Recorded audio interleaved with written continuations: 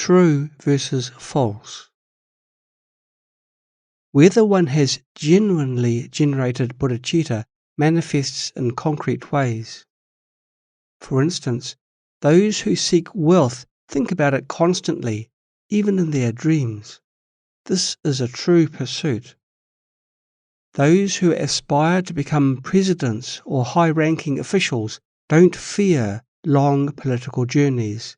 They persevere through obstacles to reach the top. This is a true ambition. So, what is genuine bodhicitta? As the text states, if one seeks Buddhahood with every thought and aspires to liberate all sentient beings with every intention, if one knows that the path to Buddhahood is long and far away, but never fears or retreats, if one learns that sentient beings are difficult to liberate but never tires, if, like climbing a mountain of 1,000 miles, one continues until reaching the summit, if, like climbing a 9-story tower, one persists until reaching the top, this is called true aspiration. In every thought, one seeks Buddhahood and aspires to liberate all sentient beings. When one learns that the path to Buddhahood is long and requires immeasurable merit, one never retreats or fears. When one sees that sentient beings are countless, afflicted, and hard to guide, one never grows weary. Like climbing a high mountain, one does not stop before reaching the peak. Like climbing a tall tower, one does not halt before reaching the top. Such motivation is genuine. The text says the path to Buddhahood is long. The key is never letting our bodhicitta fade. We should constantly remind ourselves never to retreat from this vow, life after life. While liberating sentient beings, even if a being remains obstinate after countless eons of guidance, Bodhisattva constant diligence never generates a single thought of abandonment. This indicates that he has truly generated bodhicitta.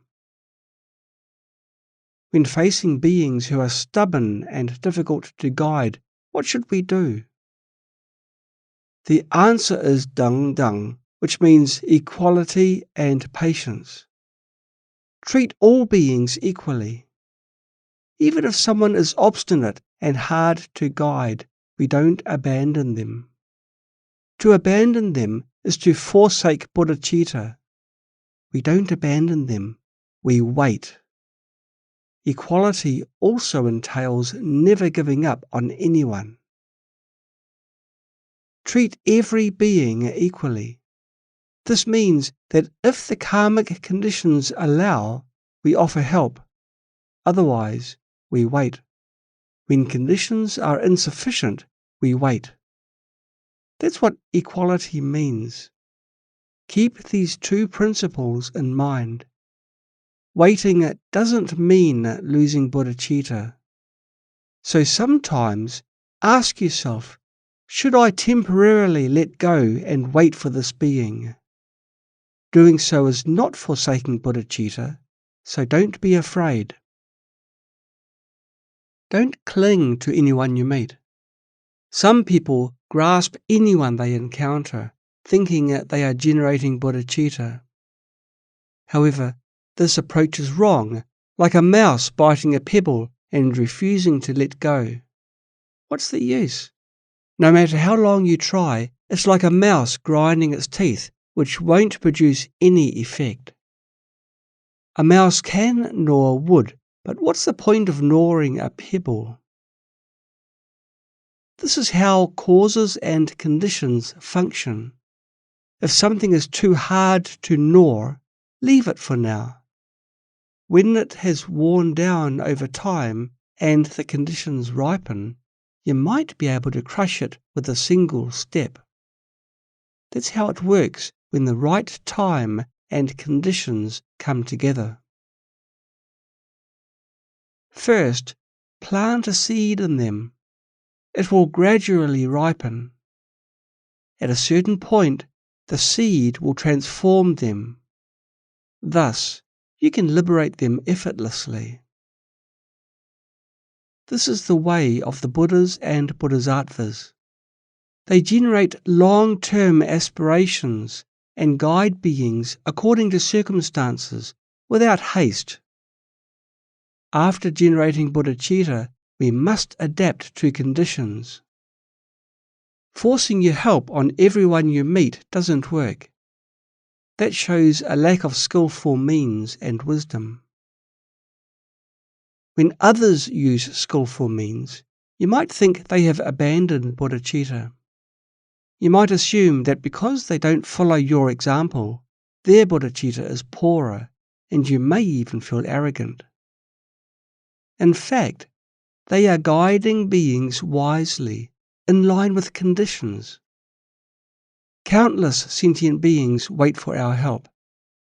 Don't cling to just one. Be equal and patient. A bodhisattva must have this proper attitude, neither rushing nor slacking.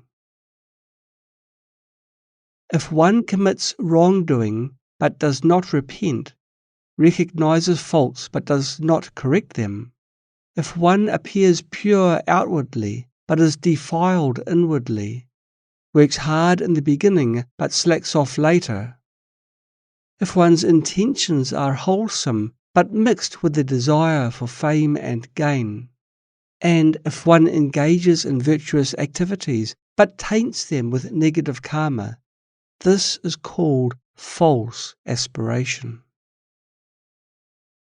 False aspiration refers to insincere motivations. Commits wrongdoing but does not repent means hiding one's misdeeds instead of confessing them.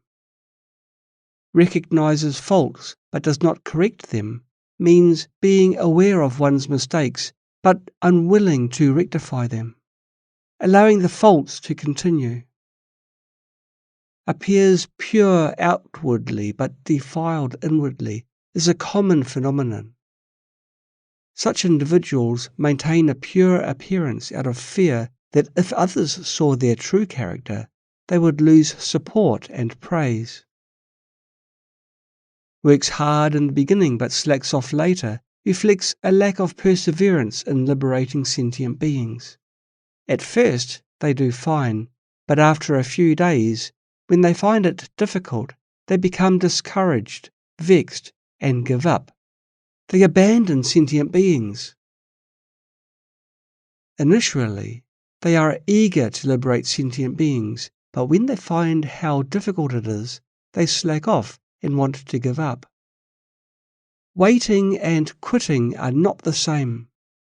When one waits, one hasn't given up. So, examine your motivation carefully.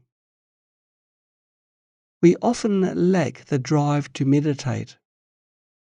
If you practice without generating bodhicitta, you may lack motivation. You might feel no enthusiasm for meditation or any other activity, and karmic obstacles often surge because you haven't generated this aspiration. For example, some worldly people lack enthusiasm before marriage. However, after getting married and having children, they become zealous, caring for their children happily and earning money industriously. Why? Because they need to support their family and pay for their home. They ardently work, make money, and do everything because they need to provide for their spouse and children. As we can see, even such responsibilities can motivate a person. When they are single, they might be lazy and reluctant to shower or do laundry, but after starting a family, they become industrious. Why? Because they have motivation. If one can have such great motivation for the sake of a small family, how much greater would the motivation be when it is for all sentient beings to transcend samsara and attain Buddhahood? Without this aspiration, one certainly lacks motivation. Once bodhicitta arises, one constantly thinks about benefiting sentient beings and doesn't even need to sleep much. Through the blessings of bodhicitta, the Buddhas and Bodhisattvas, you sleep little but rest well. Since you rest well, you don't need to sleep for a long time. Without bodhicitta, you may sleep lazily, tossing and turning, immersed in deluded dreams. But once bodhicitta arises, you seize the time to rest, then get up to benefit sentient beings. These two states are distinct. Ancient Chinese people had a saying, "No one rises early without benefit." We can adapt it to say, "No one rises early without aspiration." Without generating bodhicitta, we may not be able to get up early in the morning. If you find it difficult to get up early, you should reflect on yourself. You haven't cultivated renunciation, not to mention bodhicitta. With strong renunciation, you will get up early to meditate and practice, and you will sleep well. When you practice diligently, you also rest peacefully. Why do I urge you to generate bodhicitta? Because once bodhicitta arises, you will become super energetic and motivated to practice. As the Buddhas and Bodhisattvas bless you, you will feel joy upon seeing sentient beings because you wish to benefit them. They too will feel joy upon seeing you. How wonderful! We can recognize our state by examining ourselves. If our motivation is not genuine, we tend to slack off. While we may have some aspirations, our karmic habits run deep. An ingrained delusion leads to indulgence in sleep, and entrenched greed gives rise to the craving for fun, let alone the strong attachments to fame and gain. Therefore, lay people who follow the Bodhisattva path must first cultivate qualified renunciation, and then engage in altruistic activities in the secular world with bodhicitta. In this way, they won't be inferior to monastics. They might even excel, as lay people have more skillful means to benefit sentient beings. A lay person who has truly generated bodhicitta is remarkable, for they have many skillful means. As I often say, a monastic with bodhicitta is at most like a lotus in water, while a lay person with genuine bodhicitta is like a lotus blooming in fire. How extraordinary! However, if a lay bodhisattva forgets bodhicitta, that lotus gets scorched, giving off a burnt smell. That's not good. So be careful. If you're not careful, you might get burnt. Distinguishing true aspiration from the false. The key is to recognize its characteristics. For example, to tell whether a jewel is real or fake, one must be thoroughly familiar with the qualities of a genuine jewel. Once familiar, one can observe whether the object possesses those qualities. If it does, it is real. Otherwise, it is fake. Similarly, to discern whether our motivation is genuine, we should understand the general characteristics of aspiration and specifically the qualities of bodhicitta. In this way, we can tell the true from the false. In general, an aspiration is like an arrow shot from a bow. It does not stop until it reaches its target. Such determination won't stop or fade. Aspiration means striving for something. With bodhicitta, one constantly yearns for one's mission and thinks of it without regressing. This is genuine aspiration. This is the general characteristic of aspiration. Specifically, bodhicitta is also an aspiration, but its aim differs from worldly pursuits. It aspires to benefit beings and attain Buddhahood. Therefore, the characteristic of bodhicitta is the wish to benefit others and attain Buddhahood.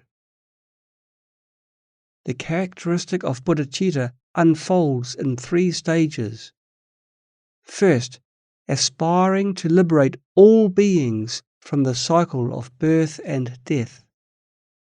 Then, practicing the bodhisattva path with them, life after life. Finally, attaining perfect Buddhahood together. The ornament of clear realization states, generate bodhicitta to benefit others and strive for perfect enlightenment. That is, to help all sentient beings attain Buddhahood.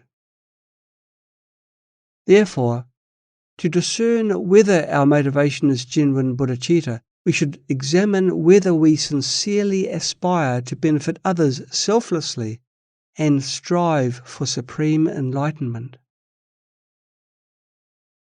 In the above text, seek Buddhahood with every thought and aspire to liberate all sentient beings with every intention describes those who truly aspire to attain Buddhahood and liberate beings.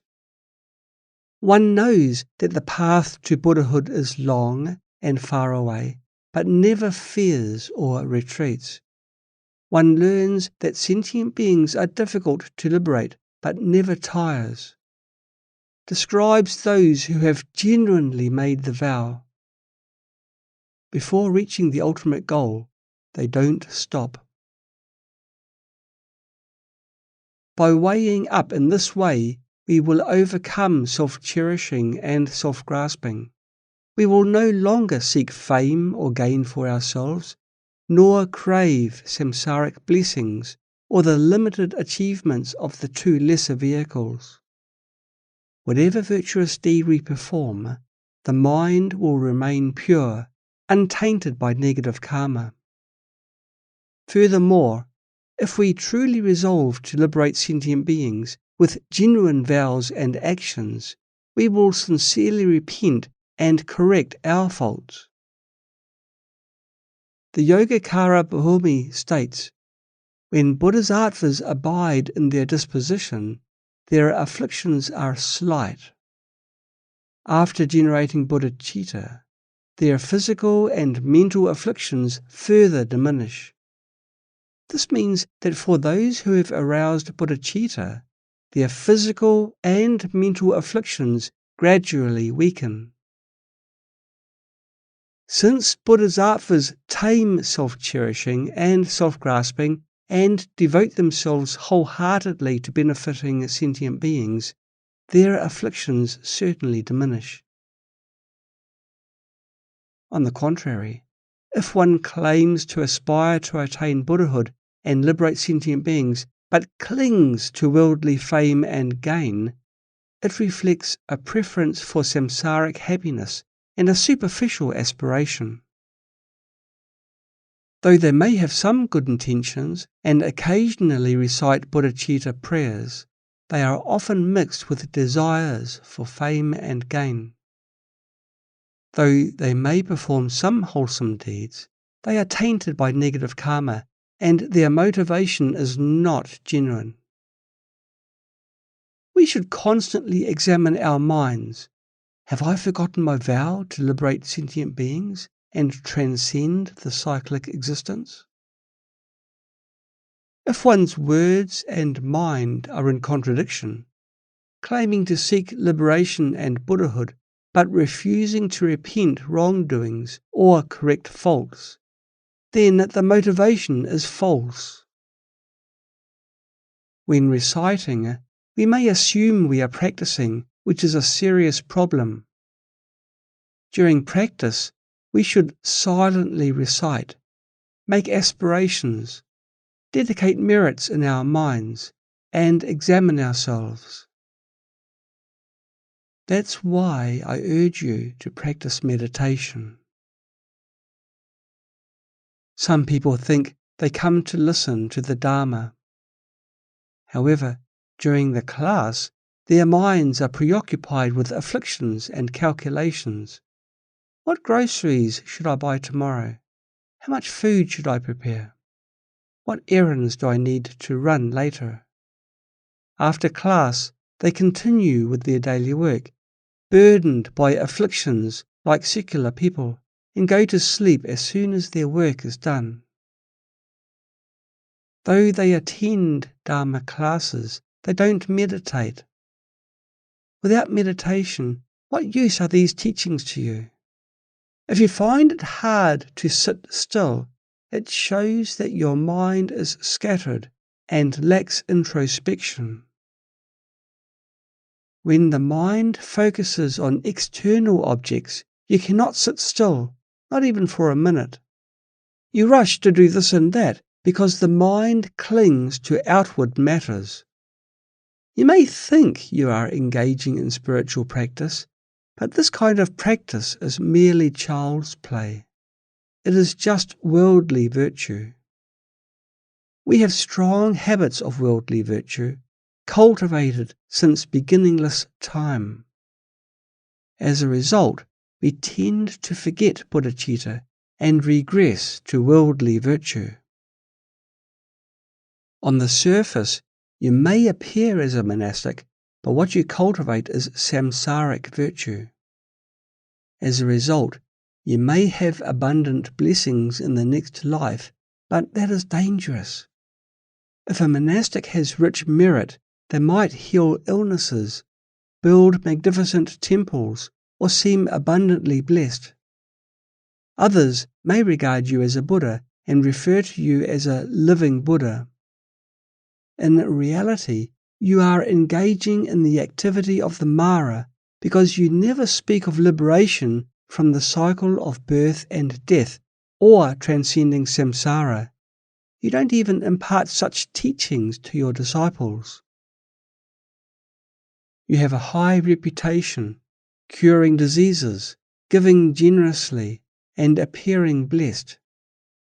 It is the result of performing many worldly good deeds and accumulating abundant samsaric merit. This is the activity of the Mara. Those who don't know you well may venerate you as a Buddha or Bodhisattva. In this degenerate age, it is not easy to distinguish authentic Dharma from false teachings. Are you practicing the Bodhisattva path or cultivating worldly virtues? Let's not speak of others. I'm not targeting anyone, so don't take it personally. Any resemblance is purely coincidental. In this degenerate age, such phenomena arise, as it is easy to accumulate merit. With so many suffering beings, cultivating samsaric virtues can quickly accumulate immense blessings which you are fond of. This reveals an inferior mentality. The lowly crave reputation and status, and the poor chase wealth and fortune. The nobles are indifferent to fame. The wealthy have more money than they can spend. Would a prince chase after riches? Would a crown prince pursue wealth? When you reach that stage, you will know what to pursue. So, we should examine our motivation carefully and ensure it is genuine and pure. This is crucial.